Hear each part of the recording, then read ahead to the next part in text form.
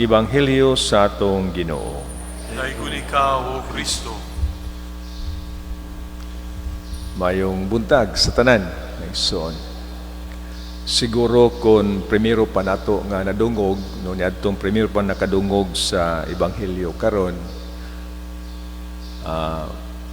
siguro mong islo ang naong, no? Murag mangyamiid nga mura mag supak sa panalitan kita mga Pilipino na magid ang atong kultura, no, kanang family oriented, no, family centered yun ta. Unya siguro katong premier pa nakapaminaw nga mura mag supak sa pagtulon supak sa atong gi-practice na, no, kana bang mga cliche nato karon nga blood is thicker than water, no, family is everything in the world. Napailain suwat sa atong t-shirt, family is love, no, muna itong mga cliche nga nagtimailhan pagpadayag sa ato gyud nga pagtan-aw nga ang sa kinabuhi nato sa atong kultura isip mga Pilipinhon o mga Pilipino na gyud ang pamilya. Mga kaigsunan,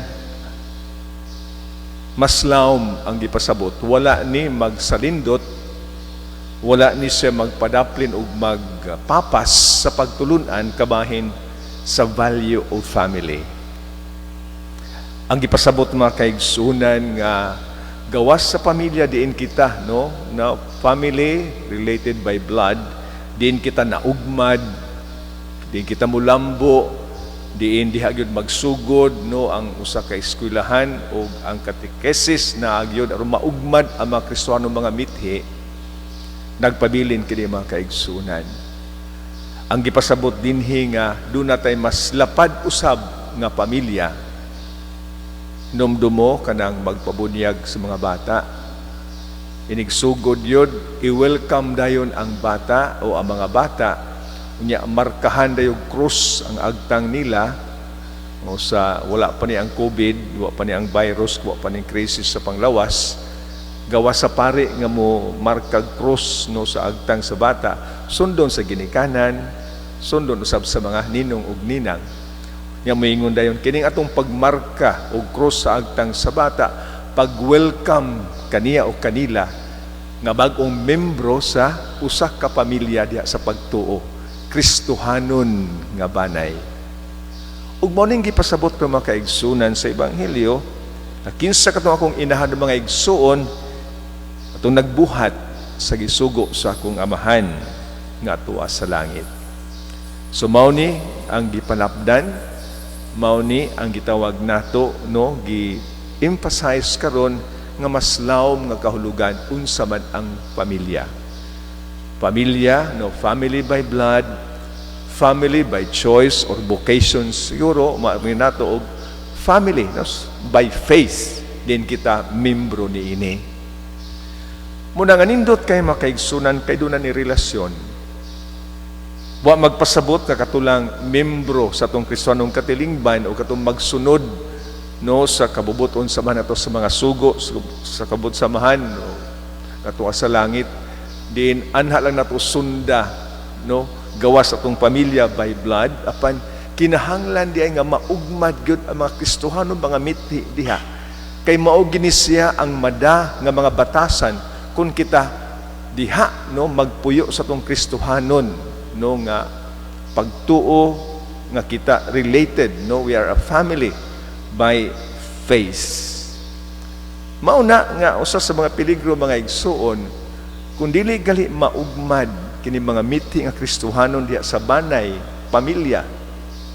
Peligro nga kanang mao, no, nga wa pag-develop pagpuyo sa mga Kristohano nga mga mithi, mapadayag gina siya, ma-project gina diha, labi na kung kita moapil-apil pananglitan o mga kapunungan, mo involved sa parokya, no, mga communities, makita gyud unsa man ang kolor o kining maong kolor gipakita diha sa mga communities, mao ni ang naugma diha sa atong pamilya.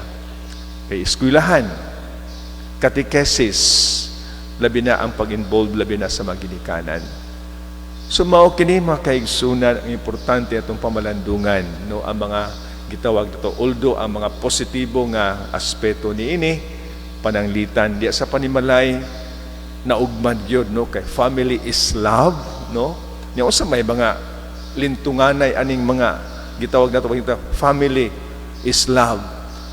Dili ba musunod gyud, no, ang kay naamag yun ginay kay matod pa, no, gani sa gi-imply, no, kagahapon sa ebanghelyo nga there's no such thing as usa ka butang perfect, no, sa kinabuhi, no. There's no such thing as perfect family, a perfect person. Adunay mga kakulangan o hinungdan sa panagbangi sa ato pa kung family is love. Sa nga adunay mga petty quarrels so whatever conflict, tungod kay love man, naagi na siya ang forgiveness, naagi na siya ang humility, naagi na siya ang pakighiuli mga kaigsunan tungod sa gugma. Mauna akong kita, mo appeal na mo involved sa mga gitawag sa atong mga communities, sa ato pa, maupo niya itong same attitude na itong ipakita. No? Family by blood, no, is love man ka. So, by faith as a family, ipakita po ito ka ng maong gugma. No, dili kay diha sa kapunungan pananglitan, sus, gusto tang kita rin paminawon, no, kita rin gustong sundon, nga sa community of faith, naamagin na siyang consensus, unta, labi na sa mga meeting pananitan, kay we are family. No, usang tumungog tuyo, pagpalambo sa pamilya diin kita na apil. Ug sayod kita mga kaigsunan, no, the value of family, gani ang ato namatay nga Santo Papa mingon magyud, the future of the church passes by way of the family. Ang ipasabot, family by blood, ug ang family by faith naagyod, no, matakdan gid ni, no, maapektuhan gid ni unsay kahimtang sa pamilya by blood. Unsang kahimtang sa pamilya by blood nga mao ang basic unit of the society o katilingban at large sa simbahan, makapiktar gyud o mausad vice versa nga unsang kolor sa katilingban apektado yun ang pamilya. Sa ato baduna gyud ay pagtambayayong, pagtinabangay, no, nga atong tan-awon, no, way lain tumuog tuyo, mao kini ang dugukan. So akong husband mga igsuon, maintain gihapon the value of family. Unya unsa gali ang naugmad sa pamilya by blood, ato ginang ipaambit kay mosad ka na ang sukaranan sa atong pamilya related by faith, by our baptism. So makaigsunan, mao kini pila ka nato katong tuyo usa niini. Pasalamat ta sa Ginoo, no, the gift of family, either by blood, by choice, or by vocation. Kining tanan naagyud maglangkob sa gugma. O kining maong gugma way lain tang sumbanan ang atong Ginoo ug hinumdumi ang kinatas-an niya nga pagpadayag siyang gugma sa iyang pamilya, sa iyang simbahan, sa iyang katawhan, way lain pagbitay dito kaniya sa krus. Iyang gibuhos ang iyang dugo alang kanato, alas tong kaluwasan. Sa samang pagkaagi, sa matag adlaw tong kinabuhi, doon na po tayo mga eksperyensya o kamatayon, no? Experience of death day to day.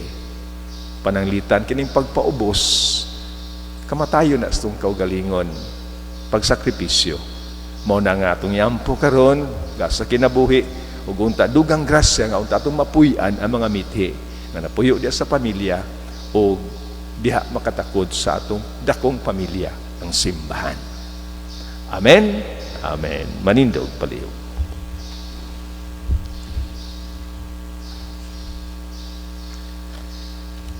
Pagpadangat karon sa atong mga pag-ampo, ang atong itubag sa mga atong pangamuyo, muyon kita, Amahan